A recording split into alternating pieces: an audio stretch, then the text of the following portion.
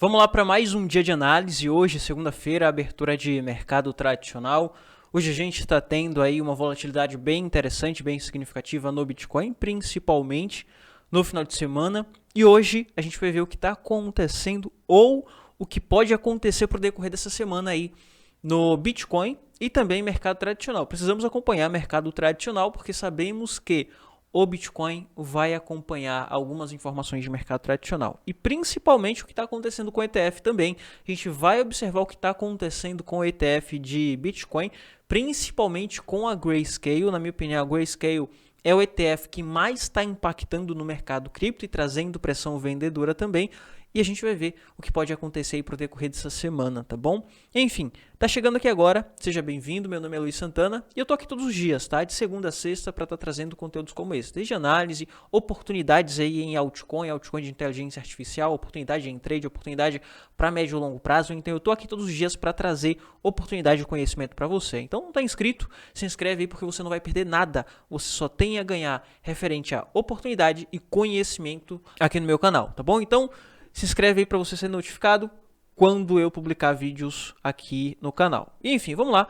Primeiro, antes de falar sobre Bitcoin, a gente precisa contextualizar e ver o que está acontecendo com o Bitcoin, o que aconteceu semana passada e o que pode acontecer para essa semana, observando o ETF, mercado tradicional, tá bom? Primeiro, eu quero estar mostrando aqui para você o que está acontecendo com o ETF de Bitcoin, principalmente o GBTC, que é o que mais impacta no Bitcoin, por ser o maior e também por ter uma pressão vendedora muito grande vindo do GBTC, que é o ETF da Grayscale. Veja que nesse momento a gente já tem aqui a formação ou uma possível formação de topo em 44, 43 e fundo aqui nessa região de 34. O que a gente precisa observar é o seguinte, está subindo, tem a possibilidade de estar entrando Bitcoin, de estar entrando compra para o GBTC, que automaticamente gera uma pressão compradora lá no Bitcoin, porque eles precisam comprar o Bitcoin, tá bom? Então é importante você entender esse conceito aí. Se a gente tem o preço do GBTC caindo, pressão vendedora vindo lá do GBTC com vendas, despejo ali do ETF da Grayscale. Nesse momento a gente tem uma valorizaçãozinha, isso porque a gente teve uma estabilização de preço com o Bitcoin subindo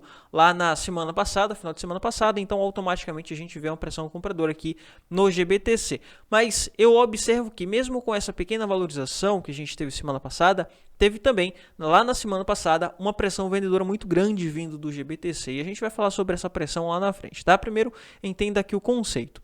E se tivermos a continuação do GBTC até o próximo topo, a gente não vai ter mais pressão ou a gente vai ter uma estabilização da pressão vendedora que vem do GBTC nesse momento. Por que é importante a gente observar isso? Porque se o GBTC continua caindo, mais e mais pressão vendedora está vindo do GBTC para o Bitcoin.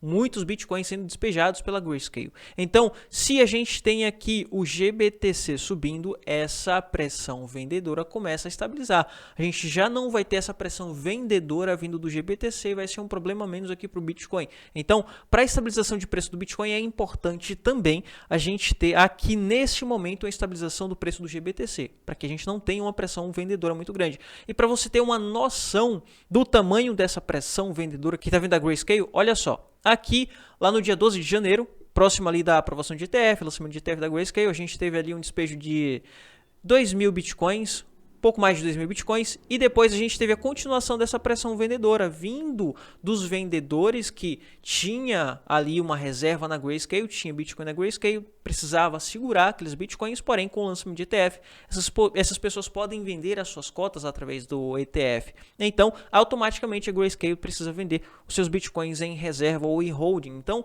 a gente vê que à medida que veio a queda do GBTC, veio também o despejo da Grayscale, do seu holding de Bitcoin. Veja aqui, chegou aqui nesse dia, no dia 24, isso lá na semana passada, a gente teve um despejo de 24.000 Bitcoins em um único dia, tá, pessoal? Então é importante a gente estar observando isso, porque, veja aqui, saímos aqui de 617.000 Bitcoins em carteira em holding para 502.000 Bitcoins. Aqui a gente consegue ver melhor. Olha só quanto de Bitcoin a Grayscale está precisando despejar. Tá? Saímos aqui de 600 mais 600 mil para 500.000 bitcoins. Então, enquanto o GBTC está caindo, a Grayscale precisa estar desfazendo de Bitcoin, precisa estar despejando Bitcoin aí, tá bom? Então, para a estabilização de preço do Bitcoin, precisamos da estabilização aqui também do GBTC, que é o que mais está impactando e trazendo pressão vendedora aqui para o Bitcoin, tá, pessoal? É muito Bitcoin que está entrando no mercado aí através do GBTC, tá bom? Isso me preocupa também, isso me traz uma preocupação lá na frente, lá em 2025, 2026, quando o mercado encontra topo,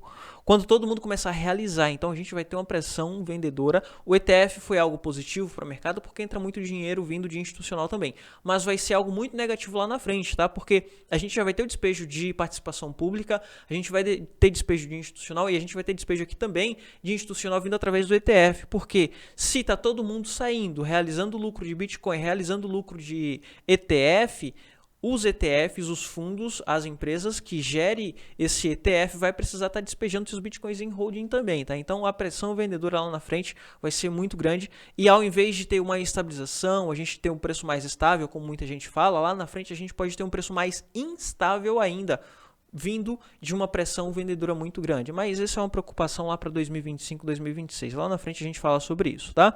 Mas voltando aqui para o preço do Bitcoin, veja que nesse momento a gente tem o Bitcoin corrigindo um pouco, tá? Tivemos lá na semana passada uma valorização bem expressiva e abrindo essa semana com uma pequena correção normal, até mesmo porque quando a gente vai observar o semanal, a gente teve uma bela de uma escada aqui no Bitcoin, a gente teve aqui uma absorção bem interessante, caracterizando aqui um fundo em 40 mil. Ele chegou a tocar lá embaixo em 38, mas mostrou que tinha pressão compradora suficiente para absorver todas essas vendas e fechar o preço acima de uma região de suporte. Isso é importante porque, nesse momento, eu passo a observar uma possibilidade de lateralização no Bitcoin, e se a gente tem essa lateralização no Bitcoin, então a gente vai ter fundo em 40 mil, topo em 44, e ele pode lateralizar nas próximas semanas ou nos próximos meses, tá? Então é importante você observar aí essa região de lateralização também, porque se você for pegar trade, onde você vai realizar? Realização em topo, 44 mil. Se você está comprando, onde você vai comprar? Se o Bitcoin corrigir, a gente tem fundo em 40 mil. Então aqui a gente marca como regiões de oportunidade e observa se ele vai estar segurando ou não também, tá? Porque se ele perde no semanal, infelizmente é queda. Se ele rompe aqui no semanal, os 44 é alta. Mas enquanto ele está aqui dentro, a gente tem as nossas regiões de fundo em 40, região de topo em 44. Esses são os pontos para realização de trade aí para quem está buscando trading no Bitcoin, tá, pessoal? Então, o que você vai observar nesse momento é o seguinte: você pegou um long aqui no Bitcoin, pegou um long assim que ele rompeu. Eu estou posicionado em alguns longs. Nos próximos vídeos eu mostro aí para vocês as posições que eu estou escalando aqui no mercado cripto, tá? Mas para o dia de hoje vamos ficar só na análise. E veja aqui, se nesse momento ele respeitar essa pequena região que está demarcada em azul como uma região de fundo e passar a subir, próxima resistência 43, depois 44. Logo depois correção. Por quê? Ele pode corrigir ao chegar em 44, porque a gente está dentro de uma lateralização semanal, tá, pessoal? Então por mais que ele faça isso daqui, ó, dê uma agulhada lá em cima, logo depois ele volta, porque o que temos é lateralização. Então chegou em topo, se o Bitcoin começar a subir aí para o decorrer dessa semana, chegou em topo 44 mil, realização, não realização de holding. O que você tem em carteira de holding você vai levar para 2025, 2026. Realização para você que está fazendo trade, tá bom? Está fazendo trade, chegou aqui, é uma região de topo, ponto de realização aí para quem está operando no mercado cripto, tá bom, pessoal? Mas você vai observar também essa região de fundo, porque se ele perder essa região de fundo, aí a gente pode ter fundo em 44 mil, em 40 mil, tá? Então, a gente observa no gráfico de 4 horas a seguinte formação. Aqui a gente tem uma região de oportunidade, onde a gente consegue estar surfando um trade. Para você que já está posicionado, você já está em uma operação, você pode segurar até essa próxima região de topo, tá bom? Então, para você que já está posicionado, utilizou esse fundo como oportunidade, próxima resistência 43, depois 44. Mas, se por decorrer dessa semana a gente tiver a perda dessa região de suporte, a próxima oportunidade aqui para Bitcoin vai estar nesse fundo aqui em 40 mil dólares por unidade, onde a gente consegue estar comprando até mesmo para estar holdando, para estar levando aí para médio e longo prazo. A gente utiliza essa região de fundo como oportunidade e oportunidade também para trade, porque aqui ele pode formar uma base de preço. Se ele não formar uma base aqui nessa região de 41, ele pode voltar para formar uma base aqui em 44 e formar um pivô e subir até lá em cima em 44 mil dólares por unidade, tá bom?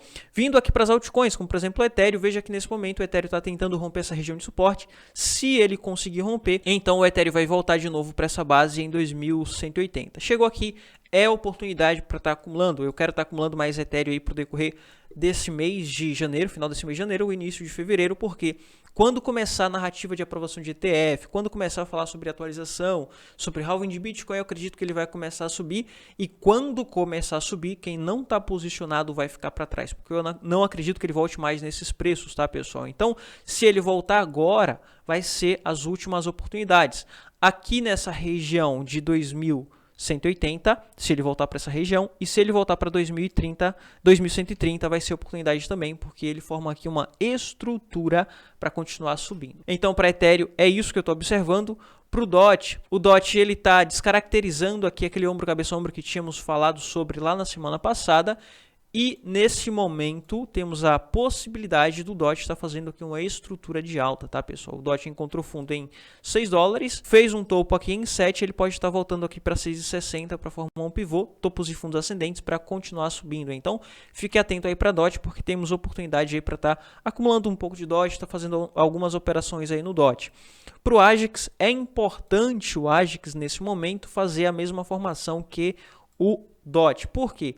Enquanto o AGIX estiver formando topos e fundos descendentes, temos aí a possibilidade de continuação de baixa, tá? Então, nesse momento, o que precisamos ver aqui no AGIX é uma formação de um topo ascendente e o rompimento desse topinho anterior, tá? Caracterizando aqui uma estrutura de alta e topos e fundos ascendentes, mostrando aqui uma inversão de tendência de curto prazo para uma continuação até o próximo topo, que está em 35, tá bom? Então, nesse momento, se você busca estar comprando aí, está acumulando um pouco de AGIX, é importante esperar a estabilização aqui nessas regiões de 25 ou no rompimento de 27, confirmando a estrutura. E para o SDAO, muita gente me pergunta sobre o SDAO, e o SDAO eu mantenho na mesma opinião, tá, pessoal? O SDAO ele pode voltar aqui de novo, ele pode dar uma agulhada aqui embaixo e ficar andando aqui dentro desse padrão, até lá na frente ele romper, e quando romper ele vai vir direto para 62 ou até mesmo para 70 centavos de dólar. Então, por enquanto, o SDAO ele pode continuar agulhando essas regiões de 26, de 36, 35, 34, para lá na frente, quando ele romper essa cunha, aí sim a gente ter a continuação de preço e a valorização até os próximos topos, tá bom? Para altcoin é isso. Essas são as oportunidades aí para essa semana e é isso que eu acredito pro mercado cripto, tá bom? Vou ficando por aqui.